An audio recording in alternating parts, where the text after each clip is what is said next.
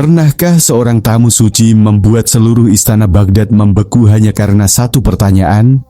Begitulah cerita hari itu dimulai, dengan keheningan yang lebih tajam daripada pedang Damaskus. Pagi itu, Baghdad baru saja bangun, ketika kabar mengejutkan menyambar seperti angin gurun. Seorang biarawati cerdas dari negeri jauh meminta izin menemui Khalifah Harun al-Rasyid. Katanya ia ingin menguji kecerdasan para ulama Arab. Kabar ini menyebar begitu cepat hingga pasar, kedai kopi, dan para penjaga gerbang ikut membicarakannya. Ketika ia tiba di istana, semua orang tercengang. Langkahnya tenang, wajahnya serius, dan matanya menunjukkan satu hal. Ini bukan tamu biasa. Khalifah menerima kedatangannya dengan hormat, tapi suasana berubah ketika sang biarawati berkata, "Aku ingin tahu, apakah Baghdad benar-benar rumah bagi para pemikir tajam seperti yang dikabarkan?" Para ulama saling pandang, beberapa menarik napas panjang, beberapa lainnya bersedekap gelisah. Dan disinilah sang khalifah, dengan senyum tipis penuh rencana, memerintahkan seorang tokoh yang namanya membuat semua orang antara ingin tertawa atau ingin kabur, Abu Nawas.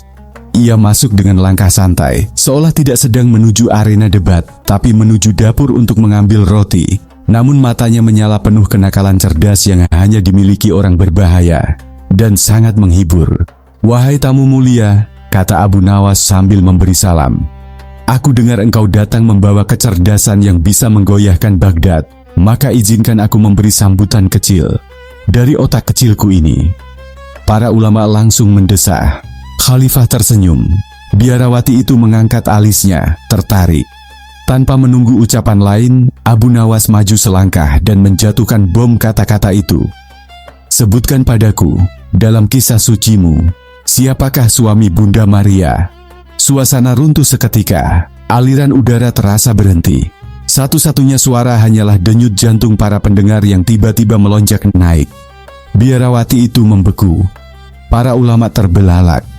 Bahkan Khalifah pun tak mampu menahan diri untuk menegakkan duduknya. Pertanyaan itu bukan hanya berani, bukan hanya pedas, tapi sangat tak terduga dan mustahil dijawab tanpa memikirkan maknanya dalam-dalam. Namun sebelum siapapun sempat bereaksi, Abu Nawas menambahkan, "Tenanglah, aku tidak sedang menyerang keyakinanmu, wahai tamu mulia. Aku hanya ingin mengukur kedalamanmu dalam memahami kisah agungmu sendiri." Biarawati itu menutup mulutnya rapat-rapat, tak ingin tergelincir oleh jebakan pertama. Ia hanya menatap Abu Nawas tajam, tetapi tidak menjawab. Dan pada saat seluruh istana menahan napas, Abu Nawas berbisik pelan, namun jelas. "Diam bukan selalu tanda kalah, namun kadang tanda bahwa pertanyaanku baru saja menyentuh sesuatu yang lebih dalam dari sekadar pengetahuan." Itulah pertanyaan yang bergulir di benak semua orang ketika keheningan panjang menggantung di aula istana Baghdad. Biarawati itu masih terdiam, tetapi bukan karena takut. Matanya tajam, seolah sedang membongkar teka-teki Abu Nawas lapis demi lapis. Ia tahu pertanyaan itu bukan sekadar permainan kata, itu ujian kecerdasan, keberanian, dan ketenangan. Namun sebelum ia sempat membuka mulut, muncul seseorang yang membuat situasi jadi lebih panas dari tungku para pandai besi. Syekh Mustafid, ulama paling keras kepala dan paling cepat naik darah di seluruh istana. Janggutnya bergetar, alisnya naik, dan napasnya sudah seperti angin gurun yang hendak menerbangkan tenda. "Abu Nawas," serunya, "pertanyaanmu ini terlalu tajam, tidak pantas dilontarkan kepada tamu kita." Para ulama lain mengangguk, sebagian dengan mata membelalak, sebagian lagi pura-pura mencari sandal karena ingin pulang sebelum debat berubah jadi badai. Abu Nawas melirik Syekh Mustafid sambil tersenyum santai, senyum yang hanya muncul ketika ia tahu dirinya benar, sekaligus sedang bersiap mengerjai seseorang. "Wahai Syekh," katanya lembut, "tamu kita ingin menguji kecerdasan Baghdad. Masakan Baghdad tidak boleh menguji balik?" Syekh Mustafid mendengus. "Ini bukan ujian, ini aku bahkan tidak tahu ini apa." Abu Nawas mendekat sedikit, menepuk bahu sang syekh. "Justru itu masalahnya, Syekh. Jika engkau tidak tahu ini apa, bagaimana engkau sudah marah duluan?" Seisi ruangan menahan tawa. Biarawati itu bahkan sempat menutupi bibirnya karena nyaris ikut tertawa. Namun ia sadar, inilah saatnya ia menjawab. Atau ia akan terlihat kalah sebelum perang dimulai? Ia pun berkata, dengan suara yang tetap tenang, meski matanya menyala. Abu Nawas, engkau menuntutku menjawab pertanyaan yang tidak pernah ditanyakan kepadaku sebelumnya. Padahal aku baru saja tiba dan belum memahami arah pikiranmu. Abu Nawas mengangguk pelan. Benar, maka aku akan memberimu petunjuk kecil. Para ulama mencondongkan tubuh. Khalifah menahan napas. Biarawati itu mengerutkan kening. Abu Nawas melanjutkan, pertanyaanku bukan tentang nama seorang suami, tapi tentang apakah engkau memahami kisah suci dari sudut yang lebih tinggi daripada sekadar hubungan keluarga. Biarawati itu terdiam lagi, bukan karena bingung, tetapi karena ia sadar arah perdebatan baru saja berubah. Ini bukan lagi pertanyaan pedas. Ini adalah tantangan intelektual. Syekh Mustafid memprotes lagi. Apa maksud semua ini? Kenapa harus dipersulit? Abu Nawas tertawa kecil. Syekh, jika ingin mudah, kenapa datang ke istana? Datang saja ke kedai teh. Di sana semua orang punya jawaban untuk segala hal, meski tak satu pun mengerti apa yang dibicarakan. Tawa pecah di seluruh ruangan. Namun Biarawati itu tidak ikut tertawa. Ia menatap Abu Nawas lebih dalam daripada sebelumnya, lalu berkata, kalau begitu, apa yang sebenarnya ingin engkau ketahui dariku? Abu Nawas membalas tatapannya dengan serius. Jarang sekali wajahnya setenang itu. Aku ingin tahu sejauh mana engkau berani menghadapi pertanyaan sulit tanpa takut tersesat. Karena setelah ini, pertanyaannya tidak akan semakin mudah. Ucapan itu membuat seluruh ruangan terdiam. Itulah kalimat Abu Nawas yang membuat seluruh ruangan berubah seperti padang pasir sebelum badai, panas, tegang, dan tidak ada tempat berlindung. Biarawati itu berdiri tegak. Ia sadar, jika ia mundur sekarang, ia akan dicatat sebagai tamu asing yang tumbang oleh satu pertanyaan Arab. Namun jika ia maju, ia bisa terperangkap oleh kecerdikan Abu Nawas yang terkenal licin seperti belut dan tajam seperti panah kaligrafi. Ia mengangkat dagunya sedikit. Jika engkau ingin menguji keberanianku, aku tidak akan menghindar, tapi katakan dengan jelas, apa yang engkau cari? Sebelum Abu Nawas menjawab, Syekh Mustafid, yang sejak tadi mencampur emosi dengan logika, melompat maju. Aku menolak permainan ini. Ini bukan debat, ini jebakan Abu Nawas. Biarawati ini tidak pantas dipermainkan seperti ini. Abu Nawas menoleh pelan. Syekh, jika aku hendak menjebaknya, kau pikir aku akan melakukannya di depan khalifah? Setidaknya aku akan memilih tempat yang lebih sepi atau lebih lucu. Seluruh ruangan tertawa kecil, kecuali Syekh Mustafid yang kini berdiri seperti kendi panas yang siap meledak. Namun tawa itu menghilang seketika ketika Biarawati itu berkata dengan nada menantang.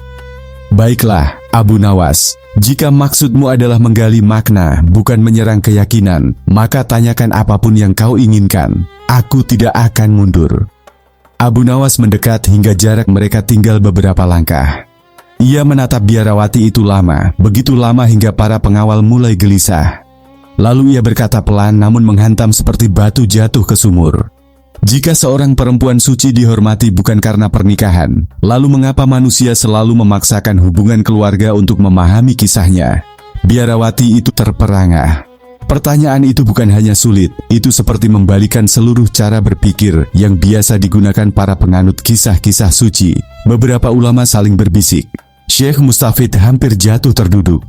Khalifah sendiri menahan napas, matanya membesar.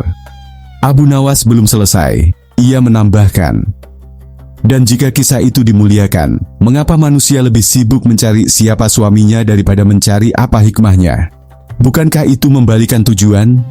Pertanyaan itu menghantam lebih keras dari sebelumnya. Biarawati itu memerah, bukan karena marah, tetapi karena kini ia melihat inti masalah. Abu Nawas tidak sedang mencari jawaban. Ia sedang menguji kedalaman pemahaman, bukan hafalan. Ia berbisik lirih. Jika aku menjawab dari sisi lahiriah, engkau akan menjebakku. Jika dari sisi makna, engkau akan menarikku lebih dalam. Ini bukan pertanyaan biasa. Abu Nawas tersenyum kecil. Tentu saja bukan.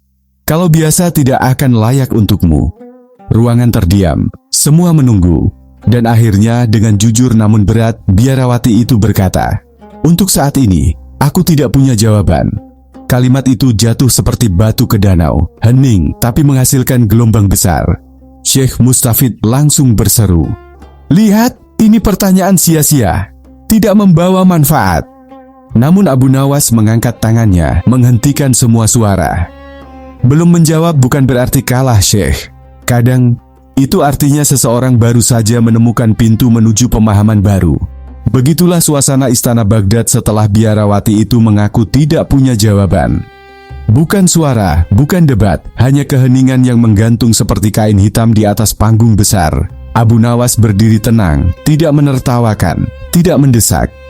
Justru, ia memandang biarawati itu dengan rasa hormat yang membuat semua orang bingung. Bahkan Syekh Mustafid pun terdiam, menunggu jebakan apa yang akan Abu Nawas lemparkan berikutnya. Namun yang terjadi justru kebalikannya. Abu Nawas menurunkan tangannya dan berkata pelan, "Tidak mengerti bukan sebuah dosa. Yang berdosa adalah mereka yang pura-pura tahu lalu menutup pintu diskusi."